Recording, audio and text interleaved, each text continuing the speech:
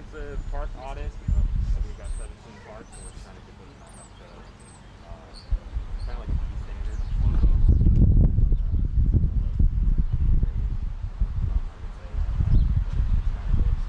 Our parks up to a usable, safe standard for our residents. So it's like my main concern as a co-chair of Parks and Rec. The other one, as a co-chair of Youth Service and Education, we take up to a more tolerable rate right now. We already have a 10 or so here. We don't have the public and private.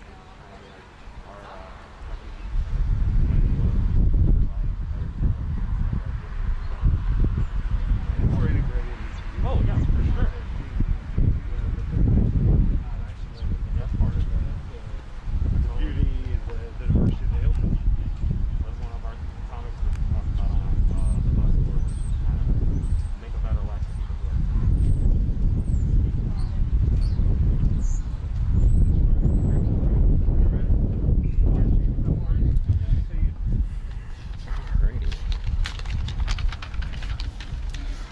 Good morning, everybody. My name is James White. I'm the Greater Hilltop Area Commissioner. I serve as the Secretary, Co-Chair of Parks and Rec, Human Service and Education. And I just want to thank everybody for coming out today. I really appreciate you being here.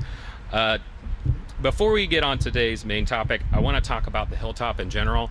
I just want to say thank you to the city and to the mayor. This marks our 6th capital improvement project happening in the Hilltop. The first one being the Hilltop Education Center. There's going to be a new pool at Glenwood Rec Center, the reactivation of a 30-year dormant park at Glenwood, as well as the redesign of our main thoroughfares such as West Broad and Sullivan Avenue.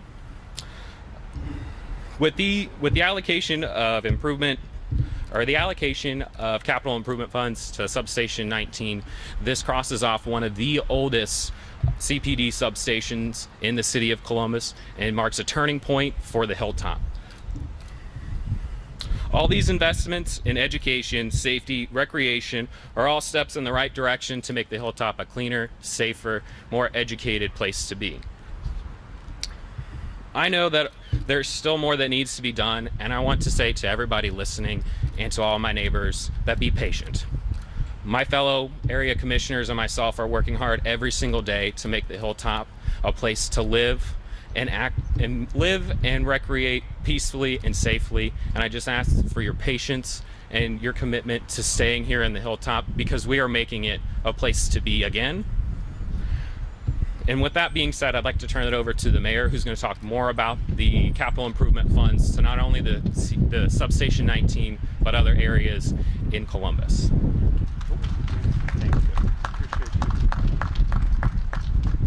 Thank you so much, James, for all your incredible work. I also see my dear friend Lisa Boggs out there. Lisa, thanks for everything you're doing on the west side. Lisa always tells me the west side is the best side, at least until I get to the east side this afternoon. But really appreciate everybody being here today. I was speaking briefly to Deputy Chief Boddicker because we were here just a couple years ago to kick off the Safe Streets around roll call, and this place didn't look that great then, and Deputy Chief tells me it hadn't gotten any better. So we are long overdue, and it's exciting about the redesign of this sub, because it's really going to be a place where our law enforcement professionals and officers can engage with the community in a more proactive, constructive way, which we're excited about. We're helping to build a better tomorrow, and that's why I'm so glad to be with James and Lisa and all these great neighborhood and community leaders today, and grateful for them continuing to advocate on behalf of the Hilltop. I know that some folks have been critical with our focus on Linden, the Hilltop, and the South Side. I don't apologize for it. I believe that the only way we can reach our full potential as a city and as a community is if everyone is sharing in our success. And that means investing in neighborhoods that have been left out and left behind by Columbus's success story. And we believe the best days of the Hilltop are still ahead of us. As we continue to finalize priorities and key components of the 2021 capital improvements budget, we remain laser focused on our overarching objective to strengthen the safety, stability, and well-being of all of our neighborhoods. Central to this work is deploying new strategies to reduce violent crime and promote public safety. And I'm excited to announce proposed funding for 2 developments that will go a long way toward ensuring a safer, more resilient Columbus. The first is $5 million to acquire the land and design services for a new police substation on Sullivan Avenue between Columbian and Townsend Avenues. This is something that Lisa and Boggs and I sat down and had lunch talking about just a year or 2 ago. And I'm proud of the progress we're making. We're currently in negotiations with our partners at the state to purchase the land upon which we will build, and we'll work with Columbus City Council and the Ohio General Assembly to finalize and approve those arrangements.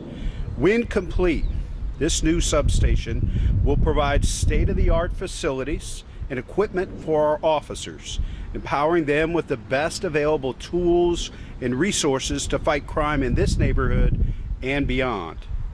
The substation will also include public amenities like meeting and recreational spaces to help forge relationships and understanding with individuals and families here in the Hilltop. We want to become a leader in 21st century policing, community policing, and we believe that this new substation will be a great place where we can invest in our officers and our community at the same time. The cornerstone of community policing and our overarching commitment to restoring transparency and trust between our officers and the public. We're also devoting $7 million in the upcoming proposed capital budget to complete the site assessment and design for a new real-time crime center. With $3 million previously committed, we'll have a total of $10 million for this important facility. And I have to stop for just a second and thank Chairman Mitch Brown, the chair of our safety committee. We would not be here. This was a vision of Councilmember Chairman Brown's back when he was safety director, and he has continued to work on this and been diligent. And we are here today because of his vision and commitment and dedication to this. This center will be located on the city's Piedmont property in Linden and serve as the new home for 911 dispatch and the alternative response program, as well as public safety and technical support professionals who will study the analytics, crunch the numbers, and get the very latest and most accurate information back out to our officers patrolling the streets. I was just speaking with some of our officers here, and as much as we'd like to have an officer on every block, every corner, we know that's not realistic. And so how can we make the best use of technology and information and analytics to leverage the resources we have, the officers we have, to best help promote neighborhood safety? To talk more about the new substation, I'm happy to turn it over to our Chief of Police, Elaine Bryant. Chief?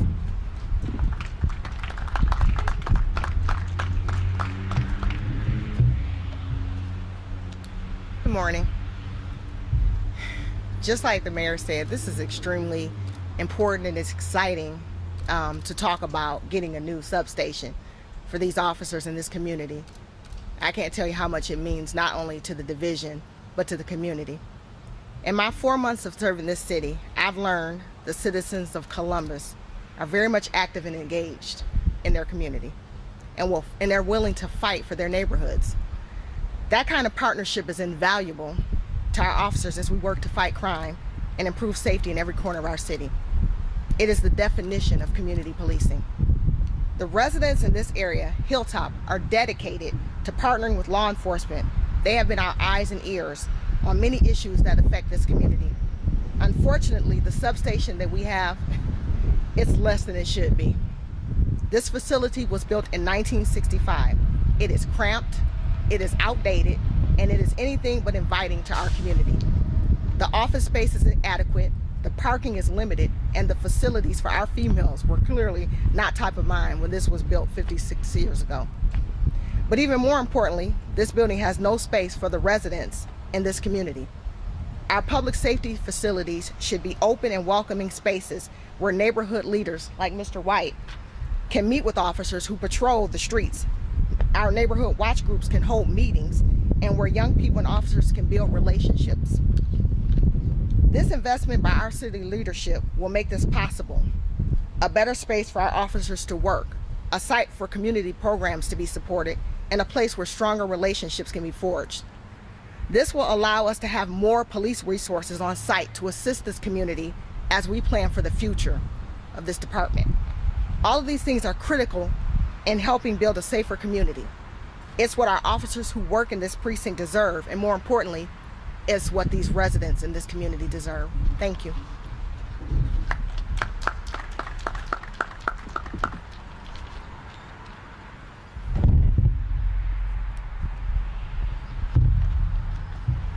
Good morning, everyone, and thank you for being with us.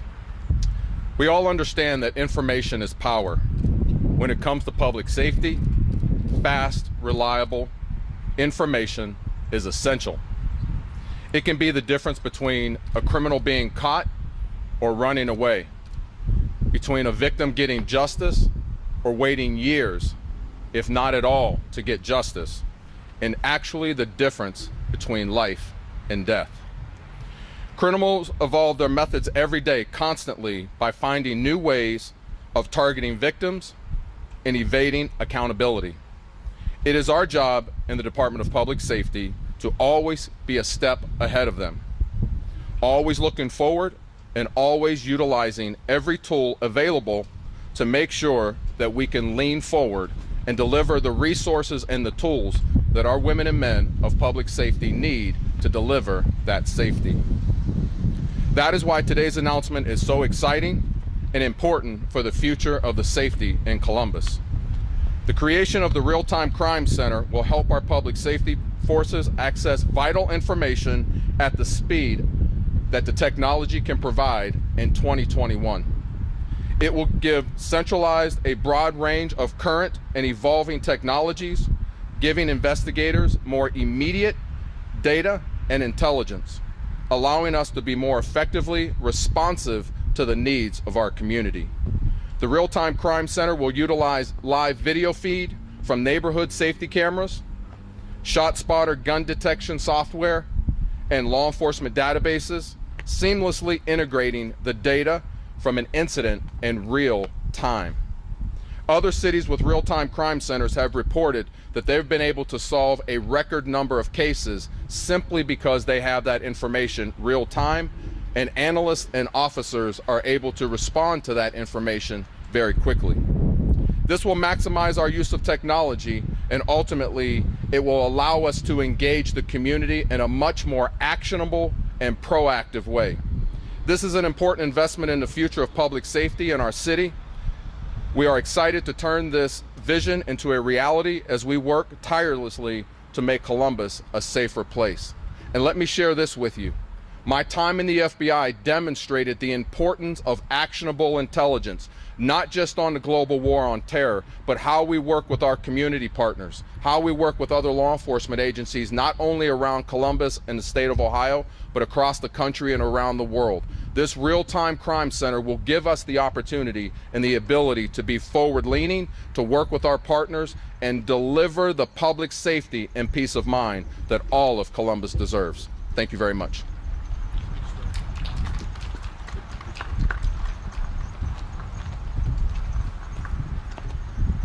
Thank you so much, Director Clark and Chief Bryant. Both the new substation and the crime center are significant investments in the safety and well-being of our residents and our neighborhoods. We are being purposeful and intentional as we leverage and expand valuable resources and initiatives, partnerships and collaborations to reduce violent crime and build a brighter future.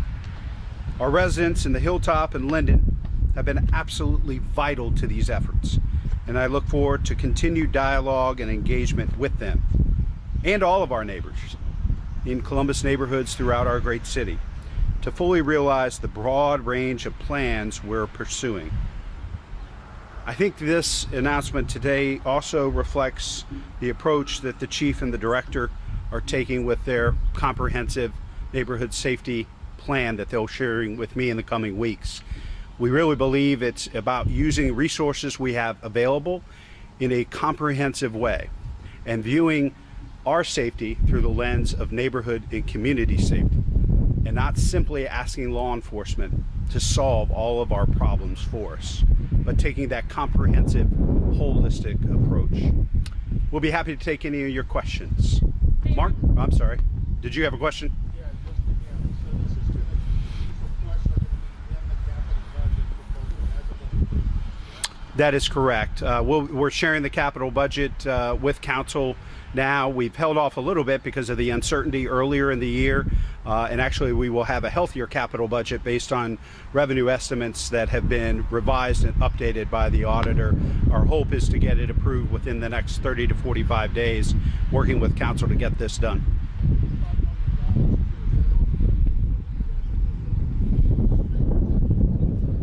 I think it'll be primarily for land acquisition, but also some design. Yes? Mayor, I'm wondering how a new substation will combat the record-setting violence the city's facing. Well, I think the chief spoke to that, and I'll let her, since she's speaking on behalf of the division here today, why it's so important. I think there are two things. Obviously, having a 21st century facility as opposed to a mid-20th century facility will allow for all the best tools and equipment to help our officers do their jobs is critically important. But as you view this place, and if you were to go inside, it isn't a place where law enforcement can gather with the community. And so really having the new sub, not just there for our officers, but for the community as well, to help build trust and support, and more folks from the community that are able to step forward and share information with law enforcement, maybe privately, anonymously, in a different setting, I think will also help improve neighborhood safety. But Chief, any additional comments on that? And I will also state this, as I talked about, when we look at the future and some of the things that we're talking about doing, we are looking at decentralization. So we want to be able to put more resources in the actual precincts that the neighborhoods will have available to them. We want to have detectives on site. We want to do some things. So as we look forward to the future and we change the way that we police and the way that we engage with the community, is going to be extremely important for that space to be able to do that. Does that mean you're looking to hire more officers, or are you pulling officers from other areas to a new sub? We're looking to do both. We're actually, and it's not about pulling officers to new subs, it's looking at ways that we can do some of our work differently. So right now all the detectives are in one particular space, so we're looking at being able to put more resources back in the building so that they would have access and be more acclimated to their community. Mayor, when do you all hope that this, both of these will be up and running? I believe our goal is for the Real-Time Crime Center potentially in 2024. We still have a lot of work to do yet to make that happen, and some investments we're going to make this year that we've made previously, proposing this year and the years to come to make that a reality. I think for the sub, based on the turnaround, I mean, there is an engagement with the state. I think ultimately that has to be approved by the General Assembly and obviously by City Council. But our hope is within, the next 2 years that the new sub will be open as well. Yes? Just within the last 2 days, there have been 2 shootings in the city where shots have been fired at multiple people, and then both of those children were injured. My question for you, do you feel when you hear children are getting injured in these shootings, the violence in the city is getting worse or getting better as we approach the fall? Well, one shooting's too many, and one shooting is unacceptable, whether they're adults or children. But particularly, I mean, I've shared this with you before. I'm not just the mayor. I'm a dad. I have an 11-year-old in my home, and so anytime I hear any of these incidents involving children, either as the victims or the perpetrators, it hits close. I would say this, that we believe there's more information coming from the public in the community that is being shared with law enforcement. Part of that is, I think folks have said enough is enough, and we have to get this very small number of folks who are committing an overwhelming disproportionate amount of violence off our streets. And folks are coming forward maybe that haven't before to share that information with the chief and the officers to help get these folks off the street. But we're not going to rest. We're not going to yield until our community and every neighborhood in our community is safer. Yes, Luann. On social media, we're getting a question from one of our community leaders, Jasmine Ayers. She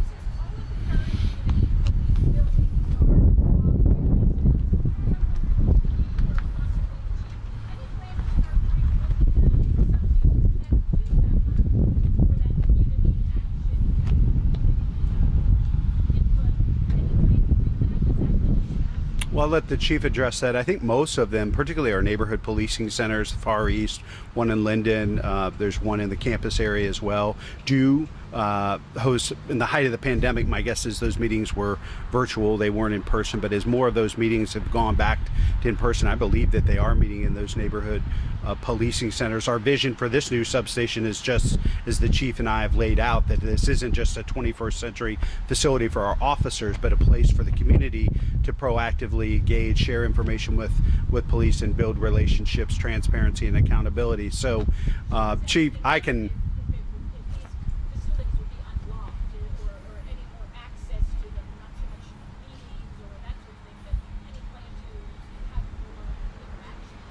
Yeah, I'll let the chief and the director address that. I think that certainly is what we have planned with this new sub and some of the amenities that we're contemplating as being part of that. Chief or director? Yes, to answer your question, we definitely want to be more engaged with the community. So those facilities that lend to that, we're planning to do more activities with the community in those particular areas. So, and there is some work to do. We have some places that don't have that ability. So as we plan toward the future, as we're doing with the Hilltop, we want to make sure that as we look at other places and as we plan out other buildings, that we make room for that and make sure that that community space is available. And just an update on that particular shooting yesterday when it involved the toddler. They don't believe that the toddler was actually struck. That injury was not due to a gunshot. Just wanted to give that update. Either question for the mayor or Chief Bryan. Throughout the year, the city and Columbus Police have kind of announced various violence intervention programs. How will the new substation and the new crime center kind of play a role in that, if at all? Go ahead, Chief. It's going to play a role, absolutely, when you talk about intervention and programs, because we need the community to be involved. So being able to have those spaces to actually gather and meet and strategize and be able to implement some of our plans is going to be important. And as far as the real-time crime, that's going to be extremely important because, as the mayor stated, unfortunately, we can't have an officer on every block. So being able to utilize technology to allocate the resources where they're necessary and be able to plan and implement that is going to be important going down the road. The only thing I would add, speaking to Sergeant Fuqua and Officer Johnson, and how eager our officers are to have this real-time information and analytics to help them on the street to get, violent criminals off our street and make our neighborhood safer. It's going to be an incredible, I think, shot in the arm for our officers and neighborhood and community leaders to have these resources available. To your question about a number of interventions and pilots that we've announced during the course of the year, Director Clark and Chief Bryan are working on that comprehensive neighborhood safety plan. And those that have worked well, that have shown promise, we may grow and expand based on their recommendations. And ones that haven't, we're going to stop doing them. We're not going to just continue to try anything and everything. We're going to evaluate the success, the effectiveness, and stop doing things that aren't working and do more of what's showing promise and helping us with neighborhood safety. Yes, Lacey? Mayor, as the department is down about 120 patrol officers, I was wondering where the program stands for the 100 buyouts. Where does that stand right now? I'll have to get you a status update. I don't know the particulars on how many of the officers have approached us about the buyouts yet. I think one of the things and why we think this comprehensive approach is going to be so important is clearly we're going to need additional classes and additional classes over the next couple of years. And so working with the director and the chief, figuring out how that works. But having that comprehensive approach, as I've said over and over again, we cannot arrest our way out of this violence, and that we need a comprehensive approach, public health, recreation and parks, public service, neighborhoods, and public safety working together on that approach. But clearly we're going to need additional officers, but we also need the right type of officers, right? So the chief and the director have been charged. We want, defenders and guardians, not warriors. And that requires a different type of officer and skill set and a different type of training. And the chief and the director understand that, and that's how we're going to continue to change the culture within the division, but also build trust between the community and the division. Yes, sorry.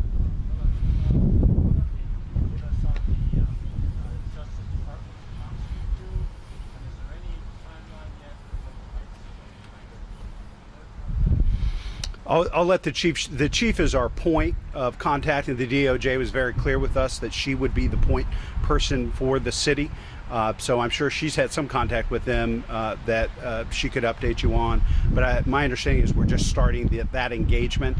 And she's been very clear about a couple of areas that she wanted to look at, particularly use of force, training, some other things that she wanted to focus on. But Chief, can you give an update? Yes, so we are in the process of meeting with them. We've had one meeting, so it is, I can't give you a timeline at this point. We're still in the process of building that out and what it looks like. But as the mayor stated, we are targeting and focusing on very specific areas so that when we do the work that we can make sure that it's sustainable. Mayor Ginther, I was wondering, back in January, a bunch of CBD command staff and chiefs from the surrounding area held a press conference announcing Operation Game Over. They filed about 100 charges against teenagers. Those teenagers were charged. They served some time, perhaps. Recently, some of those same teenagers have been arrested again. And what I've been told is the problem is now worse for teenagers carjacking people, stealing purses, than what it was even in January when we were all very alarmed about it. I'm wondering what your concern level is about this and what you think needs to be done to make sure that the message is sent to these teenagers so people are free to drive their cars or go get gas to fill up without having their purses stolen. Absolutely. It's very much top priority and concern for us. And I know that the chief and the director are going to address that with the plan that they're developing. And it may require us to engage differently with different parts of the criminal justice system. I am not a finger pointer and a blamer. People hire mayors to solve problems. And if there are issues within the criminal justice system, we need to figure them out and solve them together. And if it means funding additional diversion programs and other things, or a more direct group violence intervention type of effort with these young people, but they've got to understand the consequences. They've got to be held accountable. We can provide them with resources to get them on the right path. But if they continue to make bad decisions, they need to be held accountable and taken off the streets. Luann?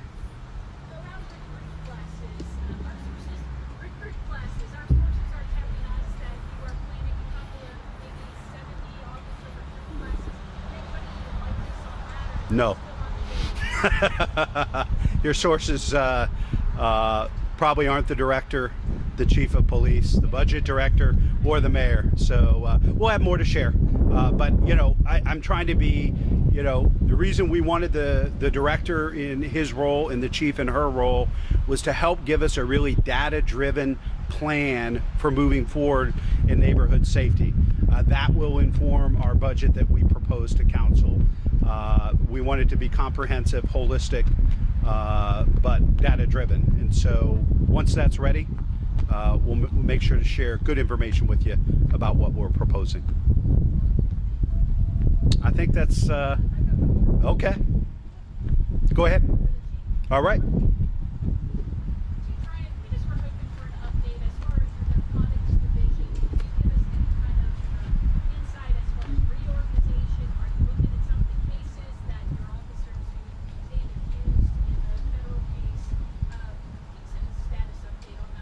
Sure. So, as you know, the two officers were charged, but I will tell you this: there was already an internal audit in process prior to this, based on some internal reporting by that commander and that executive team about concerns. So we are still in the process of doing that. That didn't stop because of the arrest. So we do plan to make some substantial changes. We just need to finish and complete our investigation. Thank you. Thanks, everybody. Appreciate you. Thanks, Chief.